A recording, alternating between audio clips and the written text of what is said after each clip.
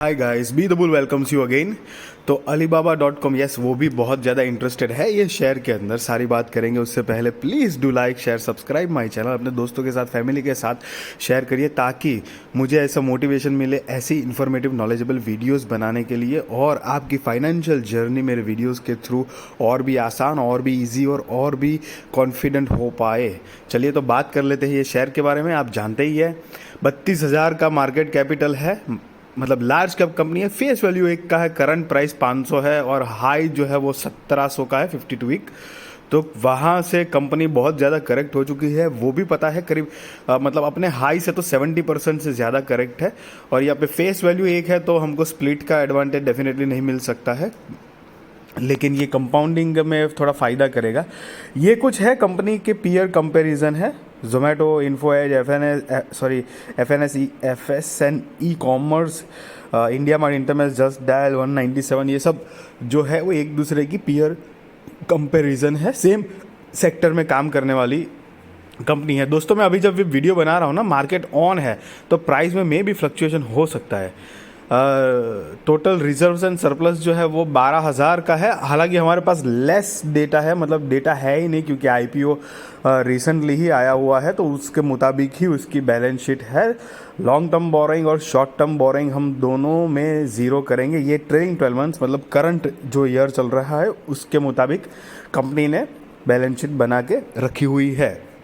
Company के ऊपर अगर हम cash and cash equivalent balance की बात करेंगे तो 4,835 करोड़ का कैश है, और टोटल असेट 16,356 करोड़ के आसपास की कंपनी के पास टोटल असेट है। तो कंपनी अभी तक में जो है वो ठीक है। FII DII is public. यहाँ पर एक थोड़ी पॉइंट टू बी नोटेड करने वाली बात है कि सितंबर 2022 में FIIs की एकदम स्ट्राइकिंग होल्डिंग बढ़ी हुई है। 77.26, DIIs की 1.33 और पब्लिक की 21.42, जो कि पहले पब्लिक की थी 93.40। अब यहाँ पर उसके अंदर FIIs में जब हम थोड़ा अंदर डिटेल्स देखेंगे तो आप देखिए 1 2 3 4 नंबर की रो में देखिए alibaba.com Singapore e commerce private limited का 6.26% का इंटरेस्ट है। ये alibaba.com के जो फाउंडर ओनर है जैक मा सर है, जो कि बहुत बड़े चाइनीज बिजनेसमैन है, जिन्होंने ये अलीबाबा ग्रुप बनाया हुआ है। उनकी अलग अलग जगह पे ई कॉमर्स के ज़रिए मतलब ब्रांचेस है। तो सिंगापुर में जो है वहाँ से इन्वेस्ट करवाई गई है ये इंडियन ये शेयर के अंदर, ये कंपनी के अंदर। सेल्स देखेंगे कंपनी की तो 2016 में करीब 450 करोड़ के आसपास था, जो अभी ट्रेलिंग 12 मंथ्स के आधार पे 4,644 करोड़ था। सारी गड़बड़ भैया यहीं पर है।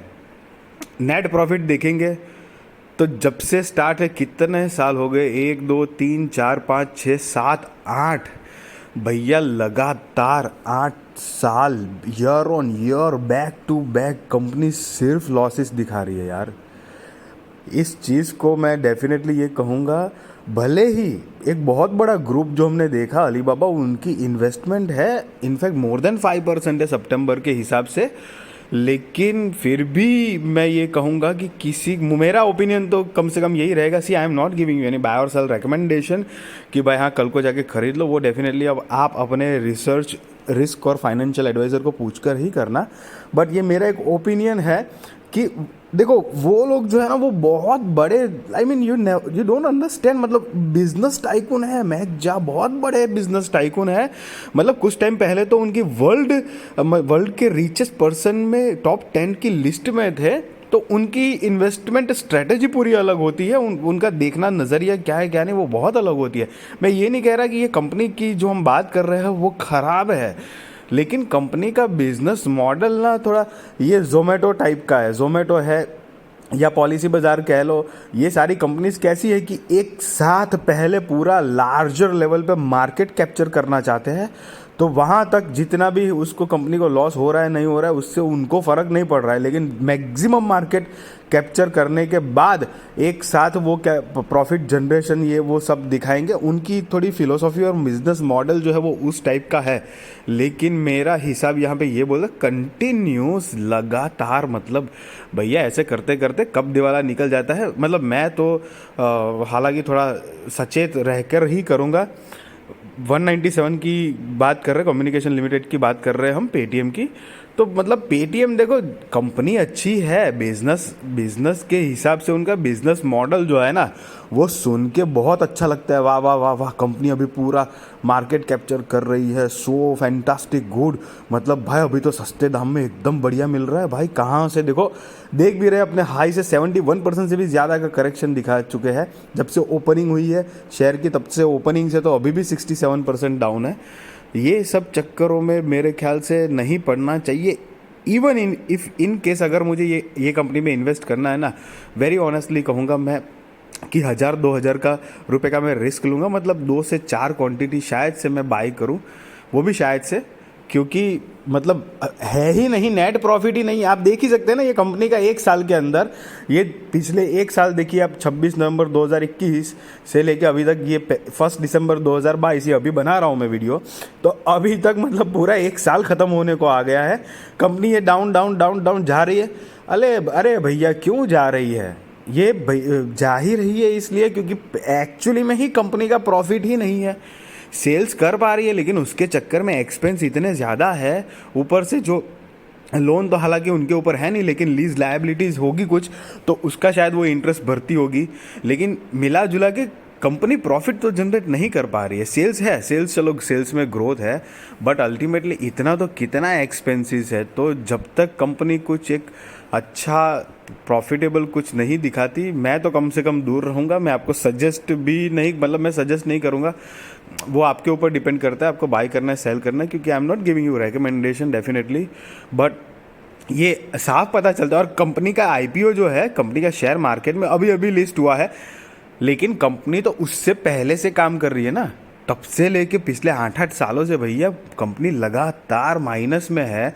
देखो किसी भी कंपनी मार्केट में आईपीओ लाती है ना, तो उनके 2-3 ही मेन रीज़न होता है। इन शॉर्ट में आप कह लो पैसा फंड रेज करना है। इन शॉर्ट में यही होता है।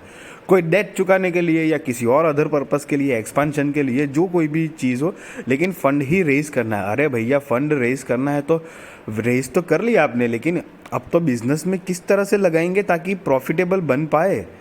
अभी ये alibaba.com है या दूसरे जो भी बड़े दिग्गज निवेशकों ने इन्वेस्ट करके रखा हुआ है, वो उनकी स्ट्रेटेजी है।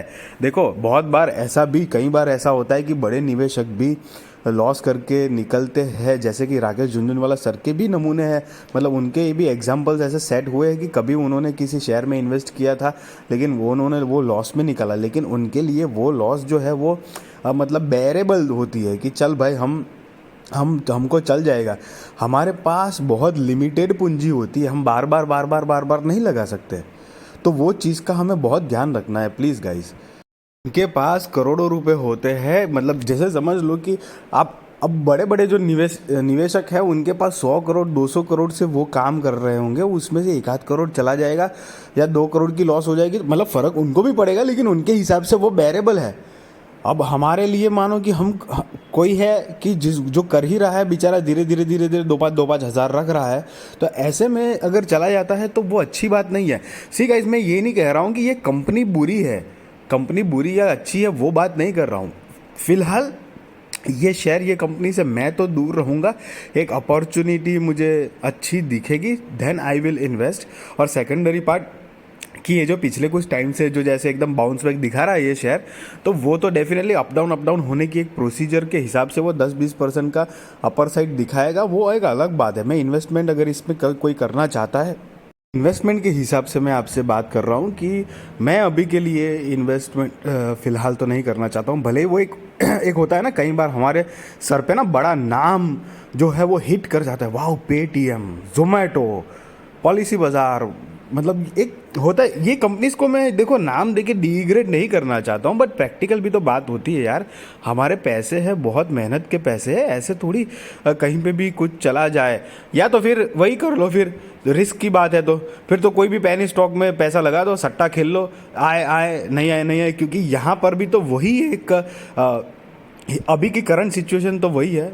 मैं कंपनी ख़राब है अच्छी है वो बात नहीं कर रहा हूँ। Again and again I am saying guys कि कंपनी के अंदर कोई गड़बड़ है, बुला हुआ है। और अभी बीच में जो सॉफ्ट बैंक ने खास तौर पे अपना स्टेक पैसा उनको चाहिए था, तो उन्होंने अपना स्टेक कुछ बेच दिया था। ये भी बहुत सारी प्रॉब्लम्स आई थी ये शेयर के चलते।